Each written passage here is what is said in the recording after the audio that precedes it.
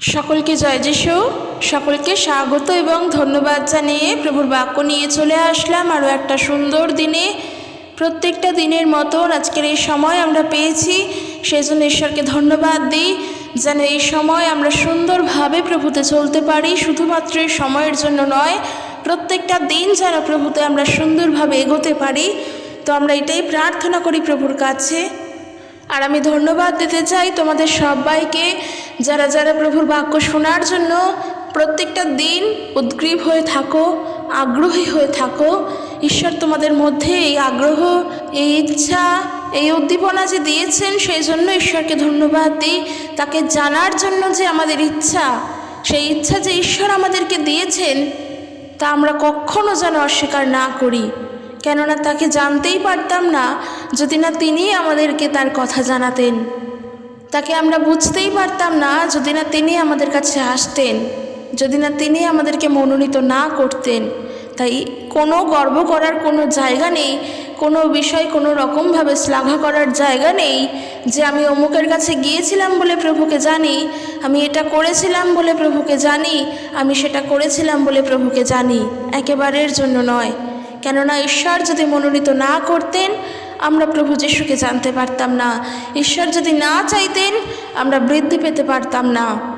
ঈশ্বরের কাজে বৃদ্ধি হওয়ার জন্য ঈশ্বর তার নিজেই করেন।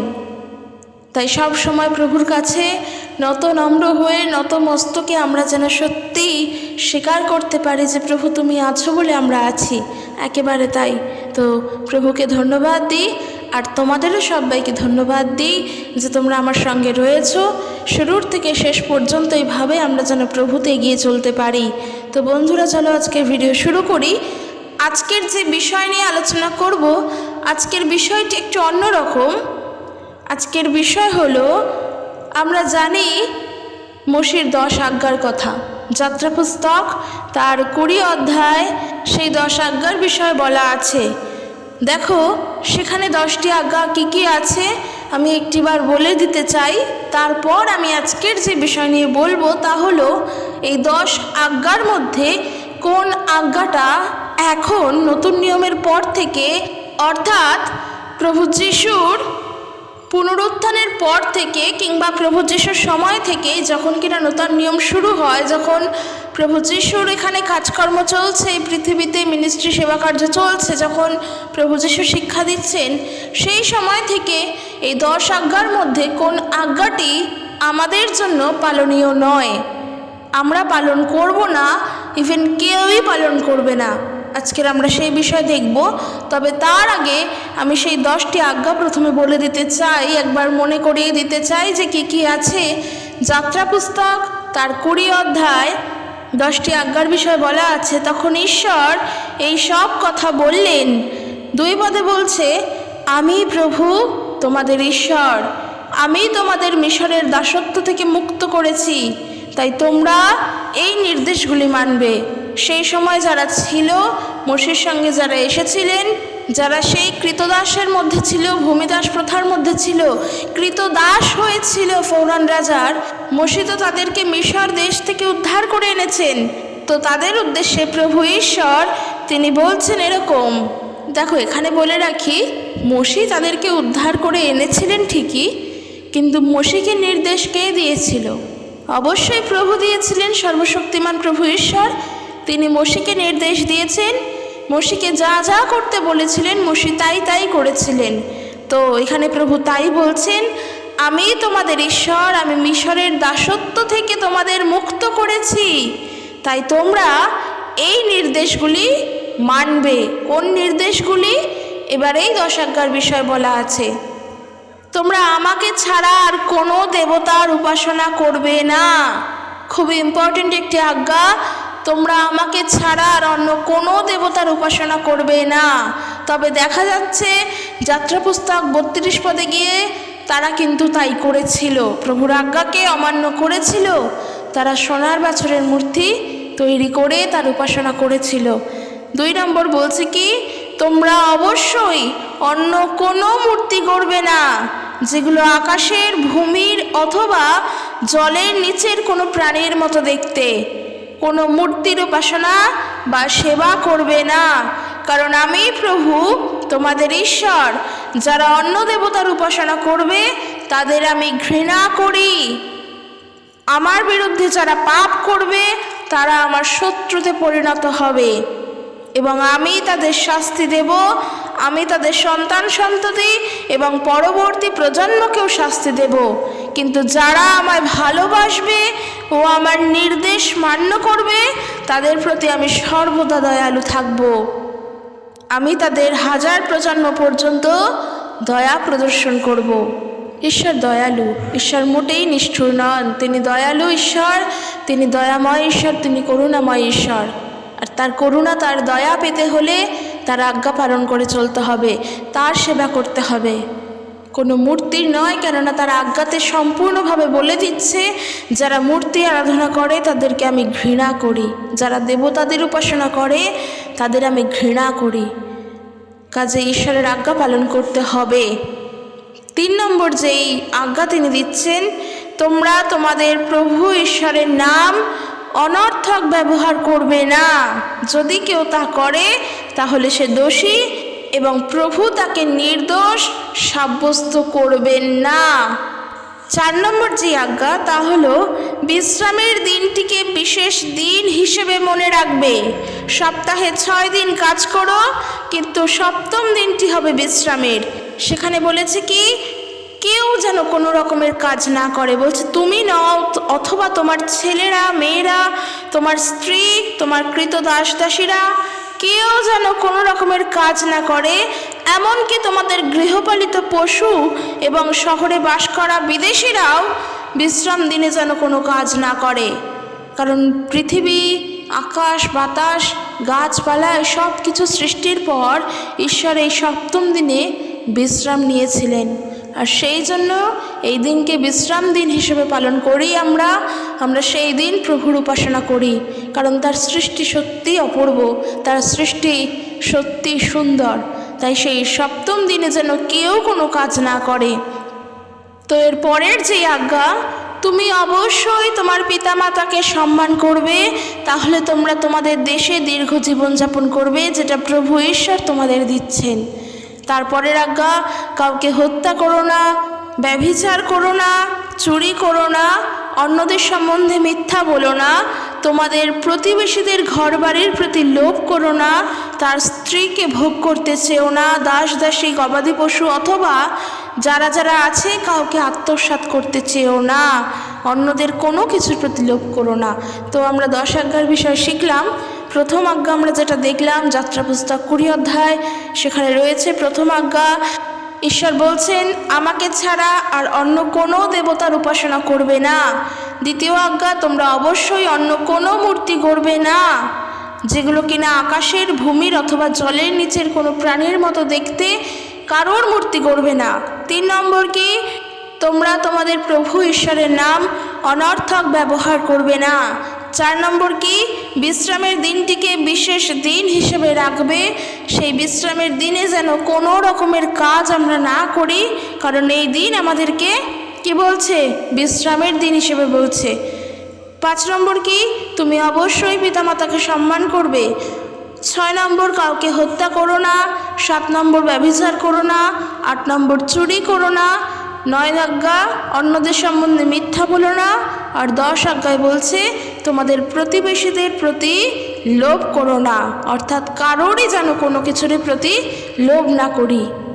তো আজকের আমরা 10 আজ্ঞাটা জানলাম, হয়তো ডিটেলসটা জানিনি, কিন্তু কিছুটা শিখেছি। তো এই 10 আজ্ঞার থেকে যেই আজ্ঞা আমাদের পালন করার বিষয় নয়, আজকের আমরা সেটাই দেখব, সেই বিষয়টা নিয়েই জানবো যে 10 আজ্ঞার মধ্যে কোন আজ্ঞাটা আমরা পালন করব না। আশা করি এতক্ষণে তোমরা বুঝে গিয়েছো। তা হলো বিশ্রামের দিনটিকে বিশেষ দিন হিসেবে মনে রাখবো অবশ্যই, কিন্তু বিশ্রামের দিনটি আমাদের জন্য বিশ্রাম দিন নয়। কেন নয়?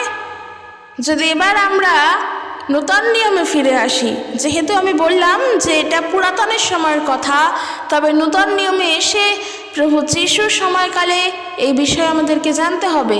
অনেকে হয়তো জানি, কিন্তু তারপরেও যারা নতুন আছো তাদের জন্য অবশ্যই আমাদেরকে জানতে হবে। তো প্রত্যেকেরই উদ্দেশ্যে নূতন নিয়মে এসে প্রভু এই বিশ্রামবারের সম্পর্কে আমাদেরকে কী বলছেন আমরা একটু দেখব। লূক লিখিত সুসমাচার তার 6 অধ্যায় 6 পদ থেকে যদি পড়ো দেখবে সেখানে আছে, এখানে এরূপ বলা আছে, আর এক বিশ্রামবারে তিনি সমাজগৃহে প্রবেশ করিয়া উপদেশ দিলেন। প্রভু যীশু তিনি এই বিশ্রামবারে সমাজগৃহে প্রবেশ করে উপদেশ দিচ্ছিলেন। সেই স্থানে একটি লোক ছিলেন, তাহার দক্ষিণ হস্ত শুকাইয়া গিয়াছিল, অর্থাৎ অসুস্থ ব্যক্তি, তিনি অসুস্থ ছিলেন, তার ডান হাত শুকিয়ে গিয়েছিল। হয়তো সেই হাত দিয়ে কোনো কাজ করতে পারতেন না, নার্ভগুলো হয়তো শুকিয়ে গিয়েছিল, সেটাই বলছে তার দক্ষিণ হস্ত শুকাইয়া গিয়াছিল। আর অধ্যাপকেরা ও ফরিসিরা তিনি বিশ্রামবারে সুস্থ করেন কি না দেখিবার জন্য তাহার প্রতি দৃষ্টি রাখিল। দেখো, শুধুমাত্র প্রভু যীশু তিনি যে সেবা কার্য করছেন এমনটা নয়, তিনি যে তার মতন করে সেবা কার্য করে গিয়েছেন এমনটা নয়, তার উপর সেই অধ্যাপকেরা সেই ফরিসিরা কিন্তু নজর রাখছিল যে প্রভু যীশু ওই অসুস্থ ব্যক্তিকে সুস্থ করে কিনা। কেননা সে অসুস্থ ব্যক্তিদেরকে সুস্থ করেন, তিনি অলৌকিক কাজ করেন, এই কথা সবাই জানতো। আর ফরিসিরা, অধ্যাপকেরা, নেতারা সবাই জানতো। তখন তো তারা এই জন্যই ভয় পেয়ে গিয়েছিল, তারা ভেবেছিল হয়তো তাদের রাজত্ব এই প্রভু যীশু মানে যীশু এসে কেড়ে নেবে, হয়তো যীশু তাদের রাজত্ব ভার নিজের কাঁধে নিয়ে নেবে, এই ভয় তো তারা সবসময় থাকতো। তো দেখো, প্রভু যীশু যখন সেই ব্যক্তিকে সুস্থ করছেন তখন কিন্তু তারা দাঁড়িয়ে দাঁড়িয়ে প্রভুর ওপরে নজর রাখছে প্রভু কি করে। এখান থেকে একটা শিক্ষা নেবার বিষয় আছে। আমরা প্রভু যীশুতে চলতে চলতে, প্রভু যীশুর শিক্ষায়, প্রভু যীশুর পথে চলতে চলতে কিভাবে চলছি, কখন পাটাকে ফসকে ফেলছি, কখন আমরা স্লিপ কেটে পড়ে যাচ্ছি, এই নজরও কিন্তু আমাদের উপরে দিয়াবল রাখে।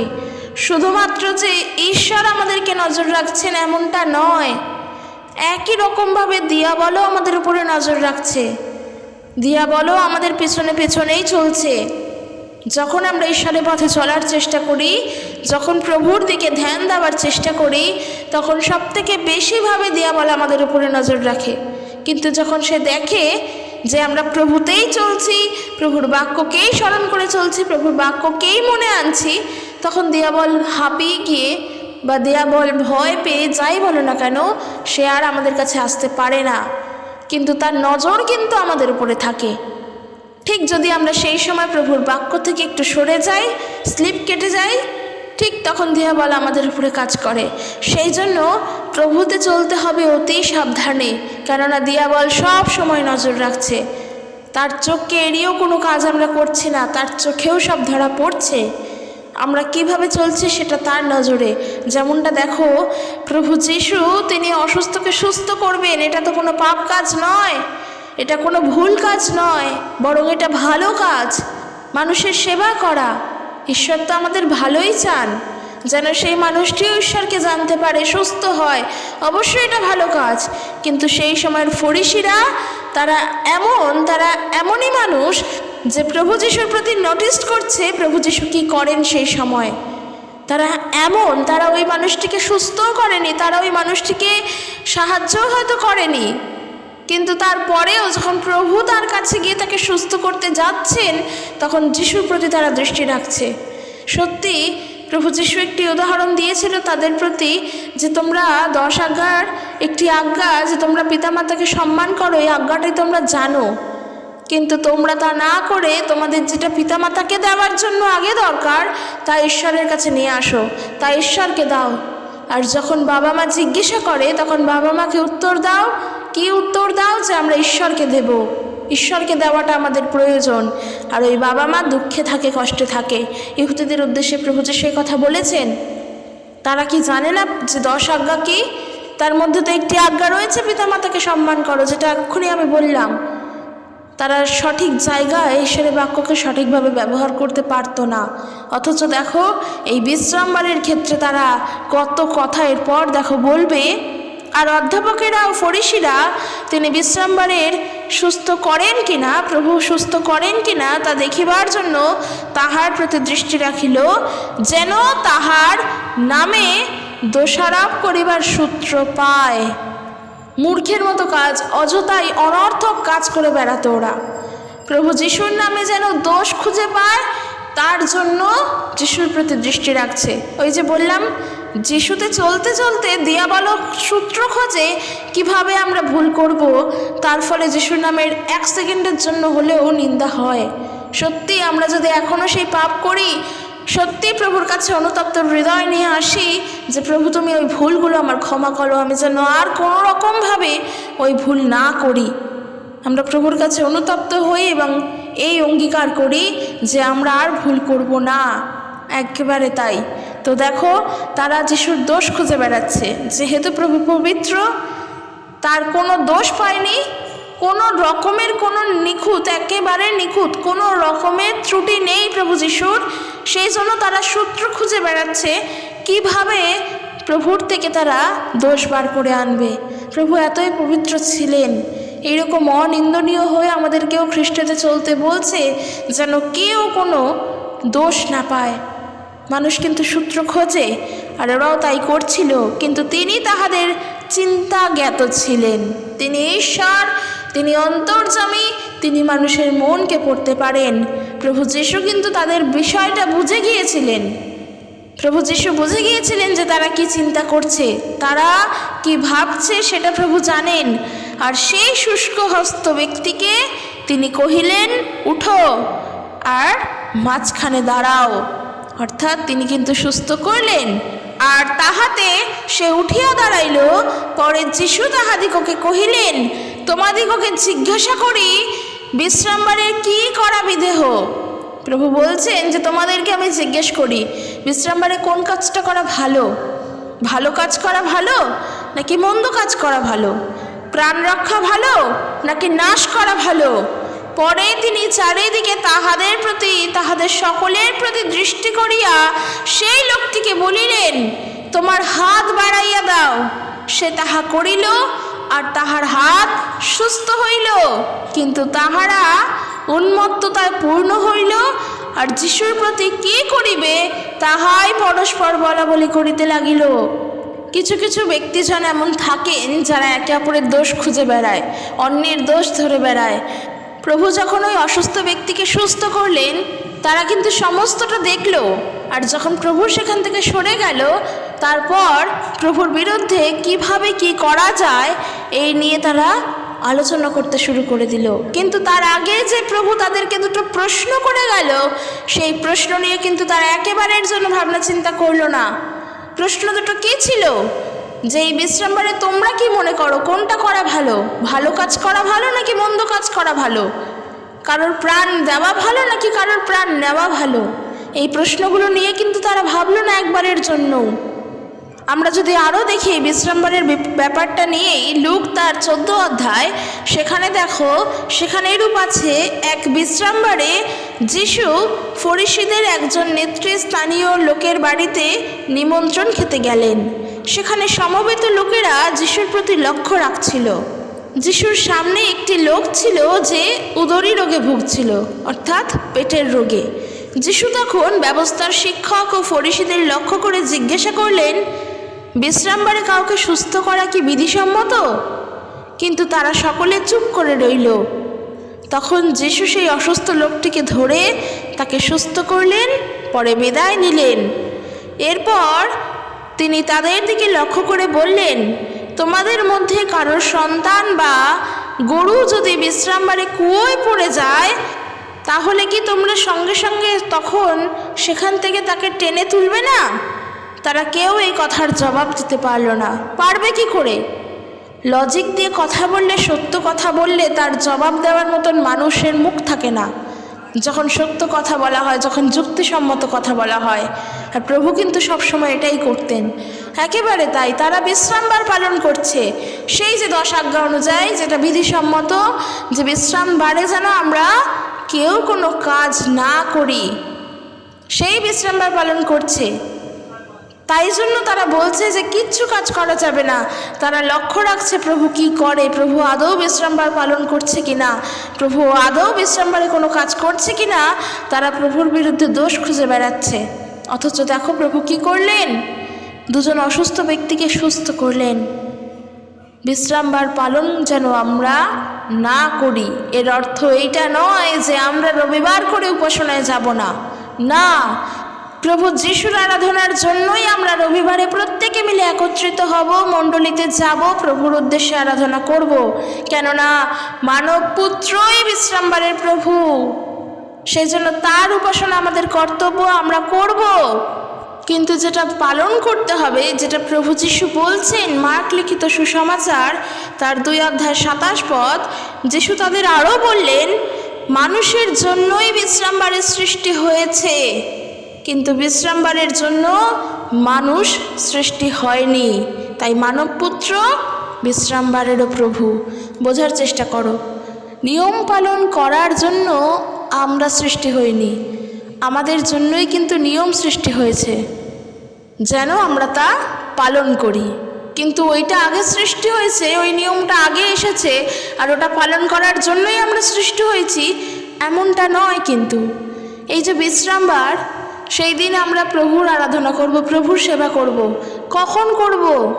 যখন আমরা সৃষ্টি হয়ে গিয়েছি, মানুষও যখন সৃষ্টি হয়ে গিয়েছে, তারপর দিন অর্থাৎ সপ্তম দিনে ঈশ্বর বিশ্রাম নিয়েছিলেন। ষষ্ঠ দিনে তো মানুষের সৃষ্টি, সপ্তম দিনে ঈশ্বর বিশ্রাম নিয়েছিলেন, আর ওই দিন আমরা প্রভু সেবা করেছি। তো আমরা আগে সৃষ্টি হয়েছি, তারপরে ঈশ্বর বিশ্রাম নিয়ে তা বিশ্রামবার বলেছেন। মানুষের সৃষ্টি আগে হয়েছে, ওই জন্য বাক্য প্রভু যিশু বলছেন, কিন্তু বিশ্রামবারের জন্য মানুষ সৃষ্টি হয়নি, মানুষের জন্যই বিশ্রামবার সৃষ্টি হয়েছে।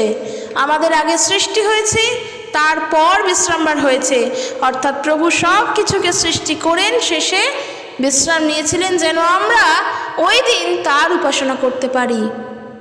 কাজে এই দিনে এটা করা যাবে না। কেউ যদি এরকম বলে যে তোমরা বিশ্রামবার কেন শুনছো, তোমরা কেন বিশ্রামবার এই কাজ করছো, যদিও কেউ বলবে না, কেননা আমরা তো আর না কাজ করে থাকতে পারি না, আমাদেরকে সব কিছু করতে হবে। যেমনটা প্রভু বলছেন যে তোমার শিশু বা তোমার বাচ্চা কি তোমার গরু বাছুর কেউ যদি কুয়োতে পড়ে যায়, তাকে কি তুমি তুলবে না, সেখান থেকে টেনে তুলবে না? ইহুদিদের নেতাদের প্রশ্ন করলেন, বিশ্রামবারে প্রাণ দেওয়া ভালো নাকি প্রাণ নাশ করা ভালো? তারা কিন্তু উত্তর দিতে পারেনি। তাই কেউ যদি অসুস্থ হয়ে থাকে, তাকে আমি সুস্থ করব না? আমার খাদ্যের জন্য কি আমি খাবার খাবো না? না, এমনটা কোনোটাই নয়। প্রভু চান না তার সেবা কার্যের জন্য আমরা যেন এই সমস্ত কাজকে পালন করে চলে তারপর তার সেবা কার্য করি। না, তিনি এটা চান না। কেননা তিনি আমাদের উপরে দয়া করেছেন, আমাদেরকে ভালোবেসেছেন, আমাদেরকে সত্যর পথে জানতে সাহায্য করেছেন, সত্যকে জানতে শিখিয়েছেন। আর তিনি আমাদের এটাও শিখিয়েছেন আমাদের হৃদয় থেকে তার আরাধনা করার জন্য, সত্যভাবে যেন আমরা তা করতে পারি। প্রভু এটাই চান, যেন আমাদের সত্য হৃদয় দিয়ে আমরা তার সেবা কার্য করি। ব্যাস, এর থেকে আর কিছু চান না। তাই কোনো নিয়ম কানুন যত সমস্ত জিনিস আছে আমরা যেন তা পালন না করি। বিশ্রামবারে বিশ্রামের দিন মানে এই নয় সারাদিন কোনো না কাজ করে মানুষের দোষ ধরে বেড়াবো, যেটা ওরা করতো। যিশু কি করছেন তার দিকে নজর রাখছে। প্রভু যিশু গিয়েছেন সমাজগৃহে উপদেশ দিতে, তারা উপদেশও শুনেছে, শোনার পর কিন্তু সেই উপদেশের বিষয়ে ভাবেনি। তারা কি করছে, প্রভু যিশু কি করেন তার প্রতি দৃষ্টি রাখছে। প্রভু যিশু কোন কাজটা করছে, কোনটা কি পালন করছে, কোনটা নিয়ম ভঙ্গ করছে, কোন পাপ কাজ করছে, কোন দোষটা করছে, তার দিকে নজর রাখছে। এটা কি কোনো কাজ? একজন ঈশ্বরের সন্তান হয়ে আমাদের কর্তব্য প্রভুর প্রতি দৃষ্টি রাখা, অর্থাৎ প্রভু কিভাবে আমাদেরকে কি শিক্ষা দিচ্ছেন, কিভাবে চলতে বলছেন, সেই প্রতি দৃষ্টি রাখা। কখনোই তার দোষ ধরা নয়, যেটা জগতের মানুষ করে থাকে। তো যাই হোক, বিষয়টা সেটা নয় যেটা আমি বললাম যে 10 আজ্ঞার সমস্ত আজ্ঞা আমাদের পালন করা উচিত, কেবলমাত্র এই আজ্ঞাটি ছাড়া, যে আমরা যেন বিশ্রামবারে কোনো রকমের কাজ না করি। আমরা সব কিছু করতে পারবো। আমরা প্রভুর জন্য সেবা কার্য করছি, তার মানে এই নয় যে শুধুমাত্র বিশ্রামবারেই করব। আমাদের প্রত্যেকটা দিন প্রভুর সেবা কার্য করতে হবে, প্রত্যেকটা দিন প্রভুর কথা ভাবতে হবে, প্রভুর বিষয়ে চিন্তা করতে হবে, বাক্য পড়তে হবে, বাক্যে বৃদ্ধি পেতে হবে, বাক্য কি বলছে তা শিখতে হবে। তাই 10 আজ্ঞার মধ্যে এই আজ্ঞাটি যেন আমরা না পালন করি, যেটা পুরাতন নিয়মের সময় ঈশ্বর বলেছিলেন। কেননা প্রভু যিশু নূতন নিয়মে এসে তার ব্যাখ্যা কিন্তু করে দিয়েছেন। তাই জন্য প্রভু বলছেন মানুষের জন্যই বিশ্রামবারের সৃষ্টি হয়েছে, কিন্তু বিশ্রামবারের জন্য মানুষ সৃষ্টি হয়নি। আমাদের মাথায় রাখতে হবে। তাই মানবপুত্র বিশ্রামবারেরও প্রভু। তো এই মানবপুত্র কে? প্রভু যিশু। তবে হ্যাঁ, যেই 10 আজ্ঞা আমাদের জন্য রয়েছে অবশ্যই আমরা তা পালন করব, অর্থাৎ মান্য করব। কিন্তু তারপরেও প্রভু যিশু যা বলছেন নূতন নিয়মে এসে, সবথেকে বড় যেই 2টি আজ্ঞা, যদি আমরা মধ্যলিখিত সুসমাচার তার 22 অধ্যায় 34 পদ থেকে পড়ি, সেখানে দেখো ফরিসীরা যখন শুনতে পাইল যে তিনি সদ্দুকী দিগকে নিরুত্তর করিয়াছেন, তখন তাহারা একসঙ্গে আসিয়া জুটিল, অর্থাৎ সবাই মিলে একসঙ্গে এসে জুটল। আর তাহাদের মধ্যে এক ব্যক্তি, একজন ব্যবস্থাবেত্তা, পরীক্ষাভাবে তাহাকে জিজ্ঞাসা করিল। প্রভু যিশুকে পরীক্ষাভাবে জিজ্ঞাসা করছে একজন ব্যবস্থাবেত্তা, প্রভু যিশুকে পরীক্ষা করার মতো, যাতে পরীক্ষা করছে এইভাবে জিজ্ঞাসা করছে, অর্থাৎ কি ছলনার সঙ্গে যে তিনি কি উত্তর দেন তা দেখার জন্য পরীক্ষা করছে প্রভুকে, যে গুরু ব্যবস্থার মধ্যে কোন আজ্ঞা মহৎ? কিন্তু দেখো প্রভু সব জানেন। তিনি কি বলছেন দেখো, তিনি তাহাকে কহিলেন, তোমার সমস্ত অন্তঃকরণ, তোমার সমস্ত প্রাণ ও তোমার সমস্ত মন দিয়া তোমার ঈশ্বর প্রভুকে প্রেম করিবে। প্রথম আজ্ঞা, এইটি প্রথম এবং মহৎ আজ্ঞা। আর দ্বিতীয়টি ইহারই তুল্য, তোমার প্রতিবেশীকে আপনার মতো প্রেম করিবে।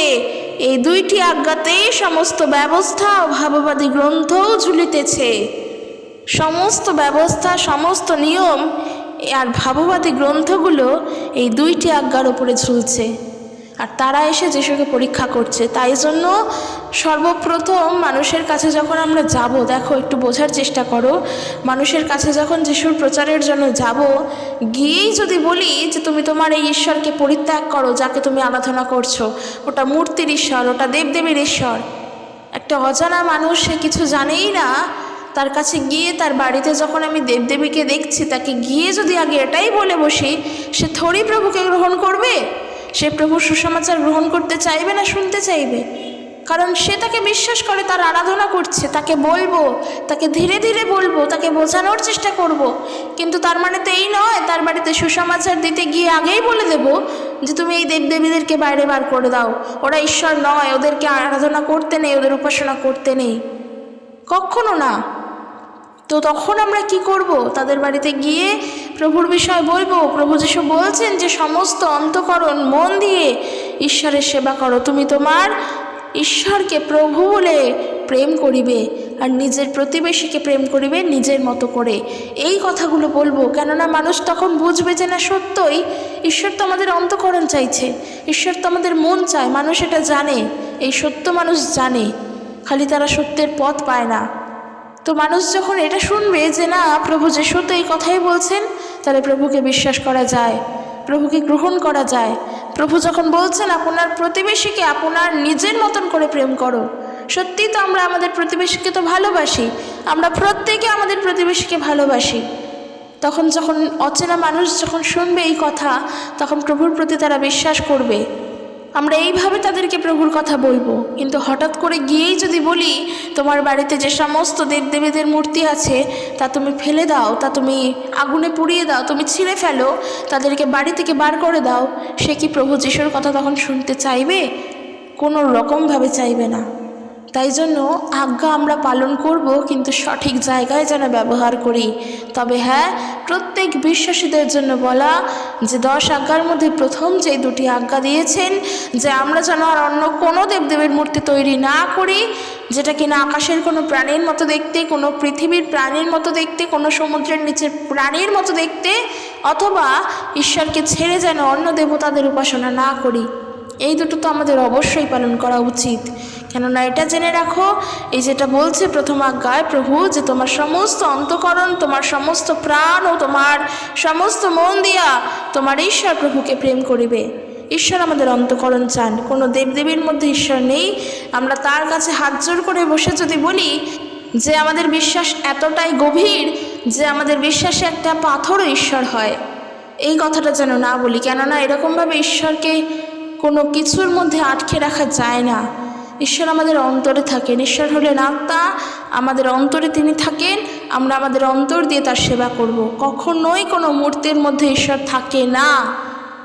ঈশ্বর কোনো মূর্তির মধ্যে থাকে না। ঈশ্বরকে জানতে হলে নিজের হৃদয়কে আগে পবিত্র করতে হবে। সেই পবিত্র হৃদয় দিয়ে ঈশ্বরকে বুঝতে হবে।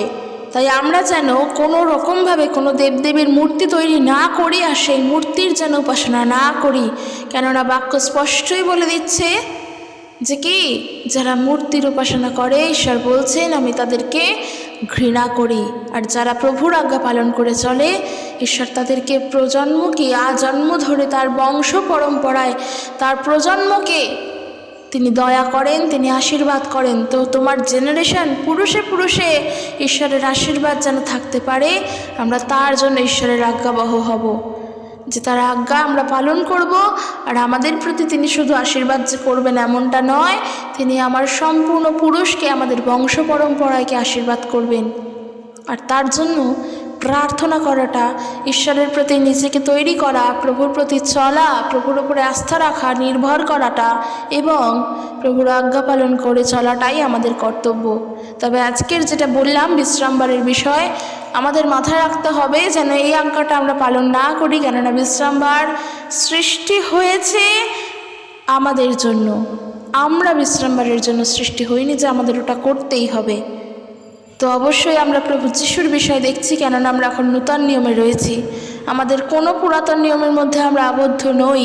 কেননা গতকাল আমি যে বিষয়টা বললাম, যে সেই ধনী ব্যক্তির কথা যে কিনা ধনবানে পরিপূর্ণ, তবুও সে প্রভু যিশুর কাছে এসে বলছে অনন্ত জীবন পাবো কী করে। সেও কিন্তু ব্যবস্থার নিয়ম জানে, সেও কিন্তু 10 আজ্ঞা পালন করেছে। সে বলছে আমি বাল্যকাল অবধি এই করে আসছি, তারপরেও সে প্রভুর কাছে এসে অনন্ত জীবনের হদিশ চাইছে। সেই জন্য কোনো ব্যবস্থার নিয়ম পালনের মধ্য দিয়ে আমরা অনন্ত জীবনের অধিকারী হতে পারি না। তার জন্য যিশুকে বিশ্বাস করতে হবে, তার অনুগামী হতে হবে, তার পিছনে চলতে হবে। যেটা প্রভু তিনি তাকে বলছেন, আমার পশ্চাৎগামী হও, আমাকে অনুসরণ করো। প্রভু যিশুকে ফলো করতে হবে, নূতন নিয়মকে দেখতে হবে, প্রভু যিশুকে দেখতে হবে, তার শিক্ষায় চলতে হবে। তো বন্ধুরা চলো আজকের ভিডিও এখানে শেষ করছি। ভিডিওটি কেমন লাগলো জানিও। যদি ভিডিওটির থেকে শিক্ষা গ্রহণ করে থাকো অবশ্যই বলো। আর অবশ্যই আমি আশা রাখছি ভিডিওটি তোমাদের জন্য উপযোগী। প্রভু তার আপন বাক্যে প্রত্যেককে আশীর্বাদযুক্ত করুক। আর এইভাবে আমার সঙ্গে থাকো, আর একে অপরের কাছে প্রভুর বাক্য প্রচুর রূপে শেয়ার করো। তোমরা বিভিন্ন রকমভাবে শেয়ার করো, যেভাবে পারো প্রভু যিশুর কথা প্রচার করো। প্রত্যেকের কাছে এটাই অনুরোধ। সকলে সুস্থভাবে থাকো। ঈশ্বর তার বাক্যে প্রত্যেককে আশীর্বাদ করুক।